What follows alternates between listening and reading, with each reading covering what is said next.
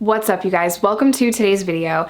So as you can tell by the title, we're going to be talking about going on the run from New York State parole. Now, I do not recommend that you do this if you are serving time on probation or parole. It is very important that you report to your parole officer and you do whatever they ask you to do and you follow the terms and conditions of your parole.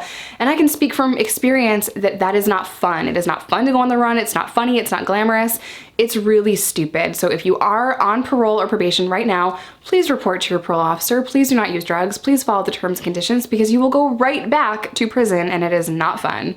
But before we get into today's video, did you all know that Reese and I have a second channel? It is called The Jessica and Reese Show. It is a super laid back, super chill space where Reese and I just do random stuff, like he does my makeup, or we try pumpkin spice latte, or I'm just a complete weirdo, or I do hauls. So it's a really cool space. So make sure to go subscribe. I will leave it on the card up here. I will also leave it linked in the description box down below. All right, let's get into Jessica being a young and very dumb parolee runaway. Okay, so I'm not exactly sure how old I was when this took place. It is very blurry for me to remember everything that went on in my past. However, I was traveling with the magazine crew. That's also tons of stories. I will link all those stories down below as well. Y'all are gonna be watching my channel for like 9 years if this is the first video you're seeing of me. So I went on the run for whatever reason. This was like my second or third time going on the run because I did not want to report to parole. I wanted to be a dealer and use drugs and be an idiot and run all around. So I was on this magazine crew and I met this very good connect that gave me a ton of heroin. For some reason, I had been gone about 8 months. I was really missing home. I wanted to go back and see my family. I wanted to see my friends, my family on my mom's side. I was not in contact with my dad and my stepmom, who you guys have seen on my channel as well. I wasn't in contact with them. I missed my mom and that side of the family. I was in contact with them because they just understood me a little bit more. My mom's side of the family does have addicts. On that side of the family, no one judged me. No one tried to get me to change. So that's why I was in contact with them. And I knew going around my dad and my stepmom was in no one's best interest at that time. It would just hurt my dad to see me the way that I was.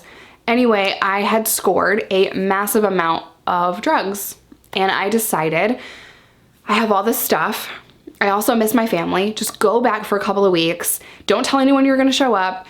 Show up for a couple of weeks and then ditch, then bail out and go back to the magazine crew or whatever. I was also kind of tired of working all day, every day. I was promoted on this magazine crew several times and I made plenty of money and I had a very positive experience on this magazine crew. I know that is not conducive with Google. I know if you Google it, it will pull up all these horrible and horrifying articles, but I was very lucky and very blessed in that I was with a crew that cared about me and I'm still friends with them to this day. Anyway, that's not what the story is about. So I decided, man, I've been on the run for 8 months. I really miss my family. I really miss my friends. I'm gonna go sell a bunch of dope and hang out and party and go say hi to everyone. And I'll just bail. They're not gonna see me. I'm only gonna be there for this much time. So I get into New York and I'm hanging out with some people and my phone keeps ringing. Now, at this time, I thought Randy was in prison because he was supposed to be in prison, but he had got released and I did not know. So we had broken up prior to this prison bid and I'm with my friends, my homeboys, and the phone keeps ringing. And one of my friends snatches the phone. He's like, "Are you serious?" And I'm like, "Yeah, it's Randy." And he's like, "Don't answer the phone, turn your phone off." Now you guys, this is back in the day when you couldn't just block a phone number. If you didn't want people to call you anymore, you had to turn your phone off. Like, yeah. And people could like *67 you or *69 you and like call from restricted or whatever, or call from different numbers. Like you literally just had to turn your phone off. Okay, and if you wanted to text on a flip phone, and God forbid you had to text the letter S, you had to hit it like a bunch of times. What number? Hold on. Now I have to see on my keypad. Yeah, so if you wanted an S, you had to press the number 7 4 times to get an S. Do you have any idea how hard texting was back in the day? Y'all kids don't even know. Y'all kids don't even know the struggle, but I was an amazing texter, like crazy. Anyway, so they're like, "Turn off your phone, stop, like don't answer the phone." Well, sometimes the heart wants what the heart wants, okay? I was stupid. Anyway, I answered the phone and I was like, hello? He's like, where are you at? Not, hey, how are you? I've missed you. Are you close to New York? Like, he had already heard I was on the run. Even though he was in prison, he was still in contact with people that knew me and he saw what was going on. He knew that I was on the run. So the first thing he says to me after this prison bid and after we have not talked for months, he's like, where are you at? We were in a codependent, dysfunctional, on again, off again, really bad relationship, really toxic relationship. We controlled each other. It was just bad.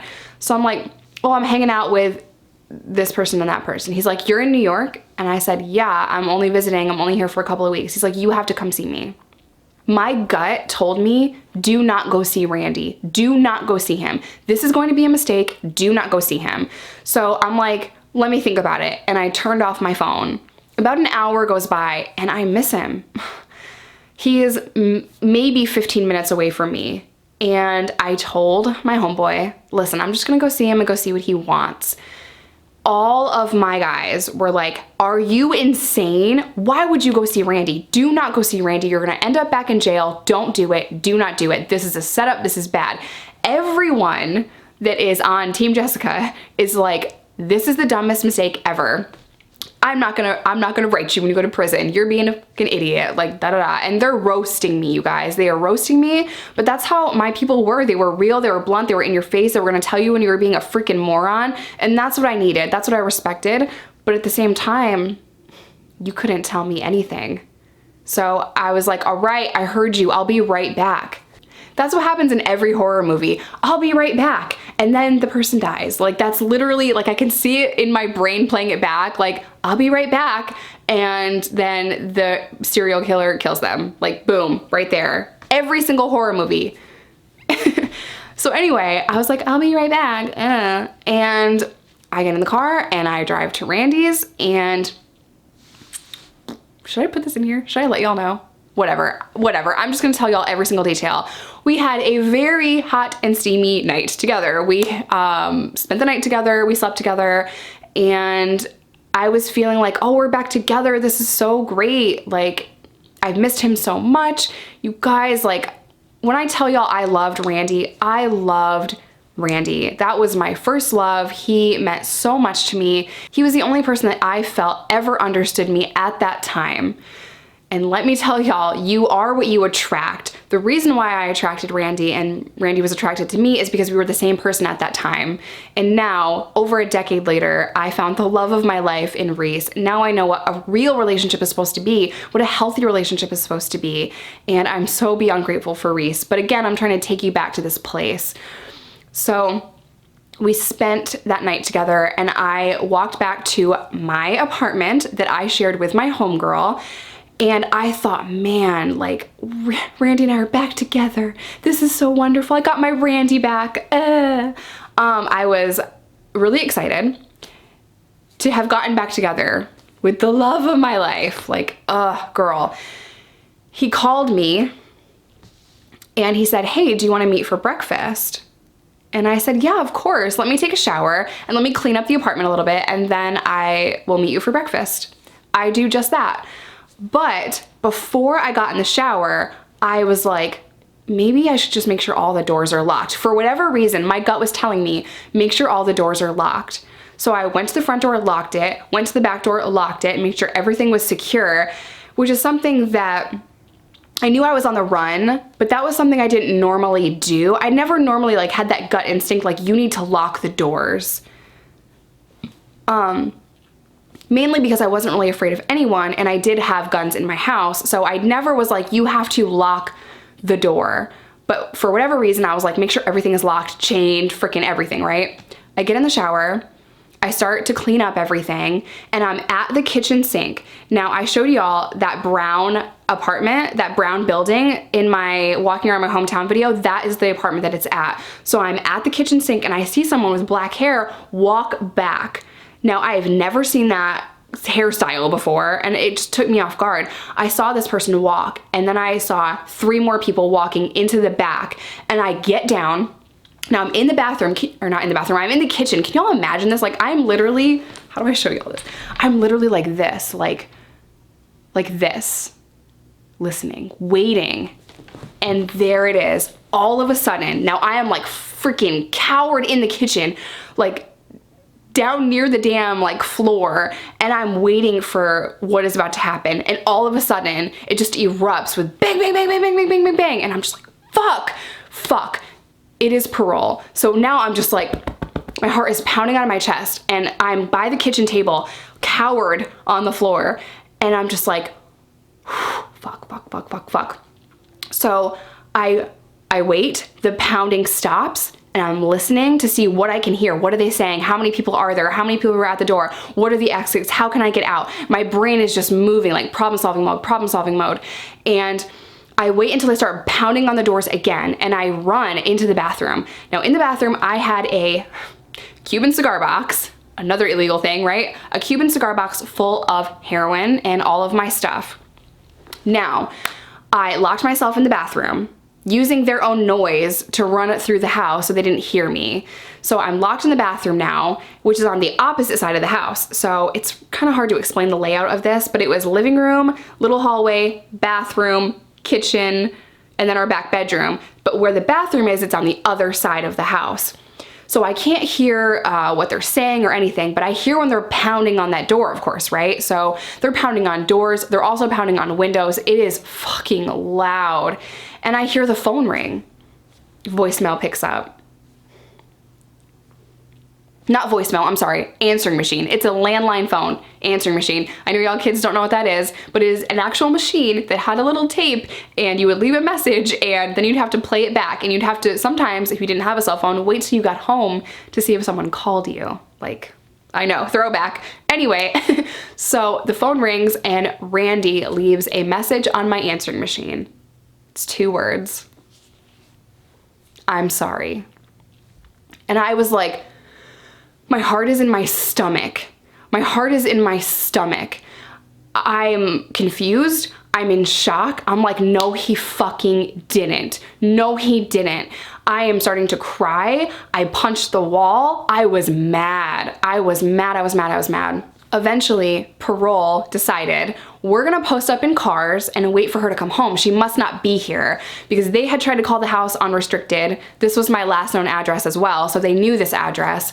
Randy tried to call a couple of times, and I then found out later that Randy actually walked by and witnessed this scene go down to see if he could see me getting arrested and say goodbye to me, okay? So I'm in this bathroom, I'm like held up here, there's no knocks at the door, and I know they're still outside. I'm still trying to think, like, how the hell can I get out? Can I go out the back door? Can I run? If I take off, will they catch me? Or what? Where are they? From this bathroom, I couldn't see the front of the house or the side of the house. I'm on the opposite side of the house. So where I was at, the tiny little window that was in the bathroom, I couldn't see anything. So I am just panicked. I am a sitting duck.